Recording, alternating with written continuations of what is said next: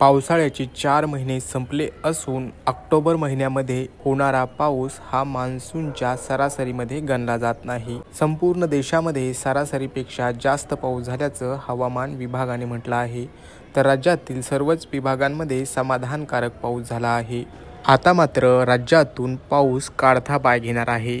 पाहुयात पुढील 24 तासात राज्यातील हवामानाची स्थिती कशी राहील. राज्यातील पावसाचा जोर ओसरण्यास सुरुवात होताच तापमानात वाढ होण्यास सुरुवात झाली आहे. मुंबईतील उकाड्यात देखील वाढ होणार आहे. पुढील 24 तासात मुंबईत सामान्यतः ढगाळ आकाश राहून हलक्या पावसाची शक्यता हवामान विभागाने वर्तवली आहे. तर मुंबईतील कमाल तापमान 33 अंश सेल्सिअस एवढं असणार आहे. सिंधुदुर्गामध्ये हलक्या पावसाची शक्यता हवामान विभागाने वर्तवली आहे. तर राज्यातील आणखी एक प्रमुख शहर असलेल्या पुण्यामध्ये अंशतः ढगाळ आकाश राहण्याची शक्यता आहे. तर पुण्यातील कमाल तापमान 33 अंश सेल्सिअस तर किमान तापमान 20 अंश सेल्सिअस राहणार आहे. पश्चिम महाराष्ट्रातील कोल्हापूर, सांगली आणि सोलापूर या जिल्ह्यांमध्ये हलका ते मध्यम पाऊस होऊ शकतो.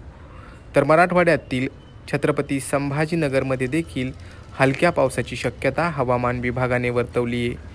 तर मराठवाड्यातील धाराशिव, लातूर आणि नांदेड या जिल्ह्यांना येलो अलर्ट दिला असून इथे देखील हलका ते मध्यम पाऊस होऊ शकतो. तर उत्तर महाराष्ट्रामध्ये कोणत्याही जिल्ह्याला हवामान विभागाने इशारा दिलेला नाही. त्यामुळे उत्तर महाराष्ट्रामध्ये स्वच्छ सूर्यप्रकाश आणि कोरडं हवामान पाहायला मिळू शकतं. तर विदर्भातील अनेक जिल्ह्यांना हवामान विभागाने येलो अलर्ट दिला असला तरी विजांच्या कडकडाटासह हलका ते मध्यम पाऊस या जिल्ह्यांमध्ये होऊ शकतो. यामध्ये बुलढाणा, अकोला, वाशिम, यवतमाळ, भंडारा, गोंदिया, गडचिरोली या जिल्ह्यांचा समावेश होतो.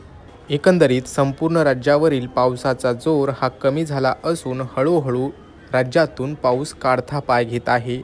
लवकरच राज्यातून मान्सून देखील माघारी फिरणार आहे. पुढील काही दिवस तरी राज्यात जोरदार आणि म्हणावा असा पाऊस होण्याची शक्यता नसून यामुळे शेतकरी बांधवांना देखील दिलासा मिळाला आहे. तुमच्या जिल्ह्यात हवामानाची स्थिती कशी आहे हे आम्हाला नक्की कळवा. हवामानाचे अपडेट्स दररोज पाहण्यासाठी पाहत रहा लोकल 18 मराठी.